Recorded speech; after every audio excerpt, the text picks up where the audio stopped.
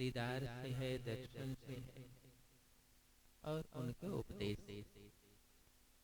तो धर्मदास साहेब कहते हैं किस विधि पूजा करूं, मैं कैसे पूजा करूं, बहुत मलिनता मन में मलिन, व्यवहार में मलिनता, कर्म में मलिनता,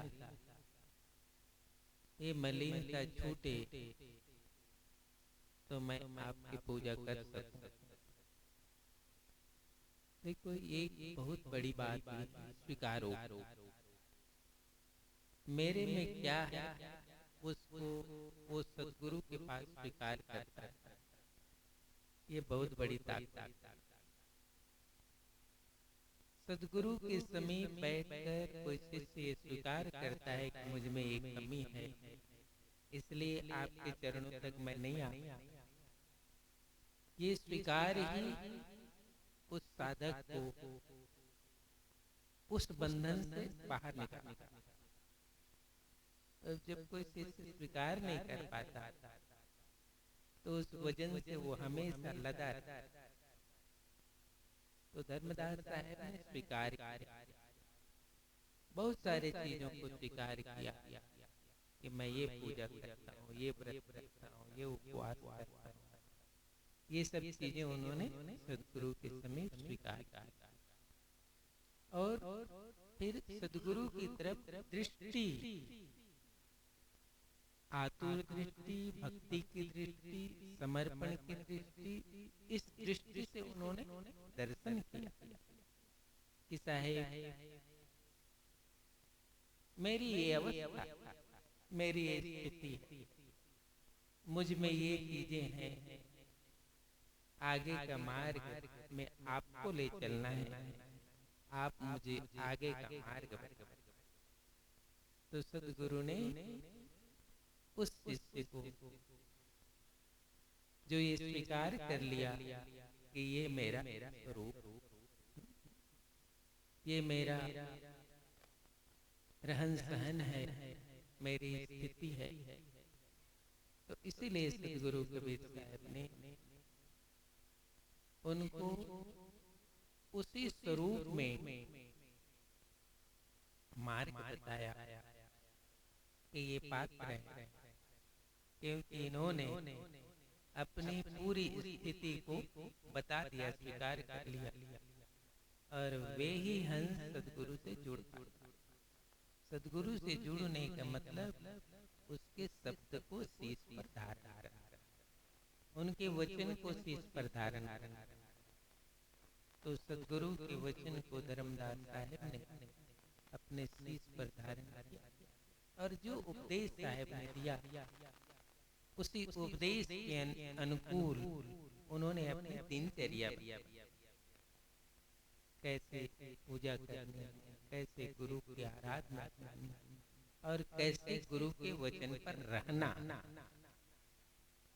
इस विधि को उन्होंने इस जगत में, इस संसार में आने वाली पीढ़ी को सौंप दिया।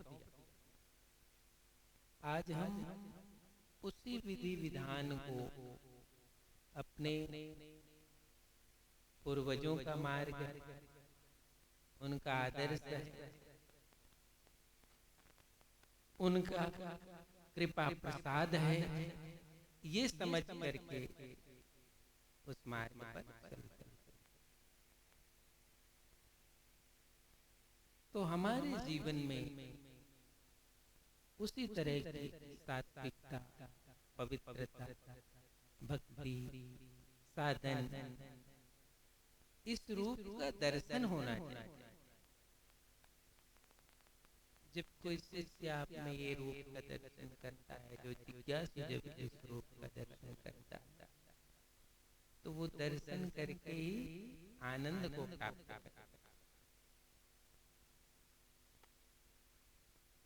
तो ये जो सदगुरु की पूजा उन्होंने की और साहेब ने फिर उनको आदेश दिया कि धर्मदास, जो जीव जो हंस इस मार्ग में आएंगे उसके लिए ये उपासना, ये साधना, ये सुमरन है, ये समर्पण है। ऐसा सदगुरु ने धर्मदास साहब बताया। और धर्मदास साहब का जो सदगुरु के चरणों के प्रति समर्पण है, ये तो अब जाकर लोग कबीर साहब को उस रूप में दर्शन करते हैं जिस रूप में धर्मदास साहब ने दर्शन, तभी भक्ति जगती, नहीं तो भक्ति नहीं। क्यों संसार के लोग सदगुरु कबीर साहब को पढ़ते हैं, रिसर्च करते हैं, लेकिन भक्ति नहीं जगती। क्यों नहीं जगती भक्ति?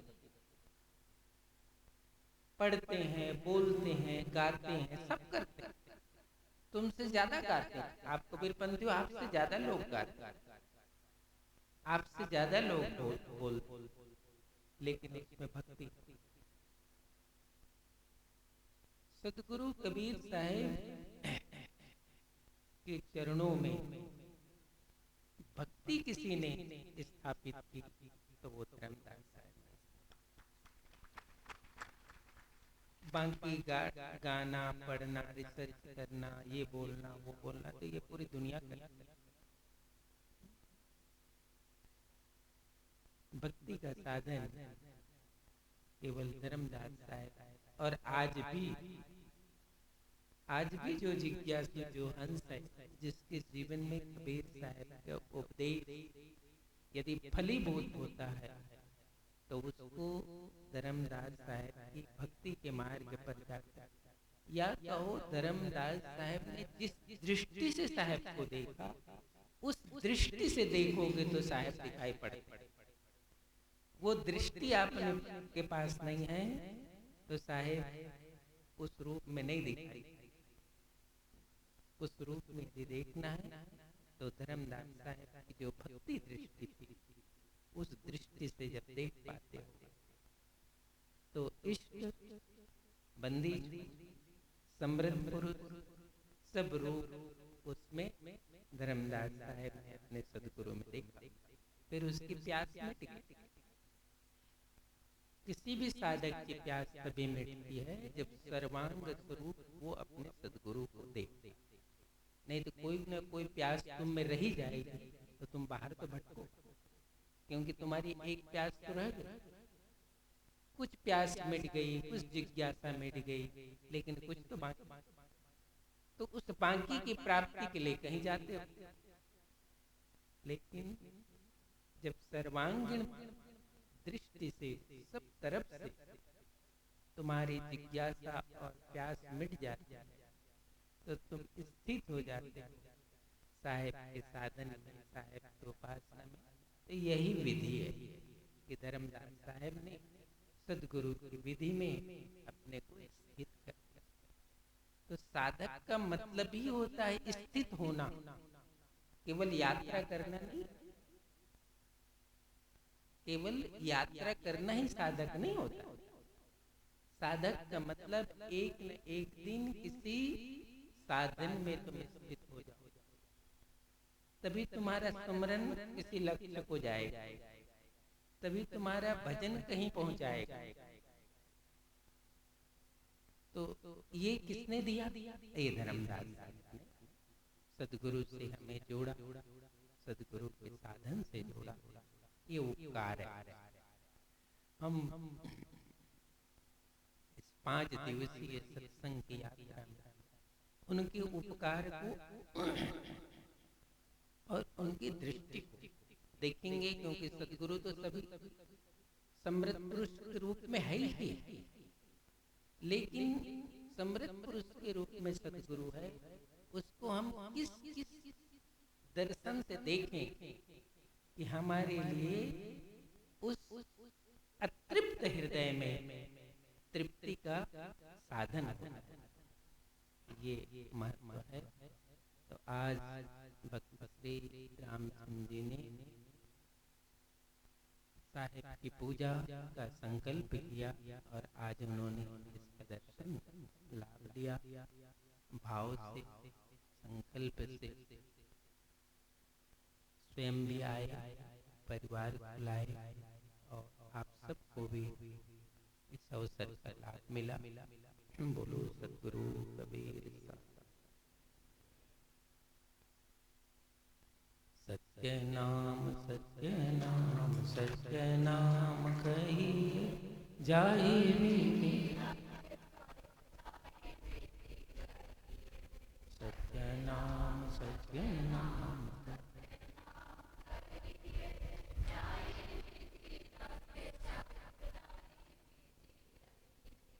सत्य नाम सत्य नाम सत्य जाई विधि के ताई विधि रहिए। सत्य नाम सत्य नाम कहिए जाई विधि के साहिब ताई विधि रहिए।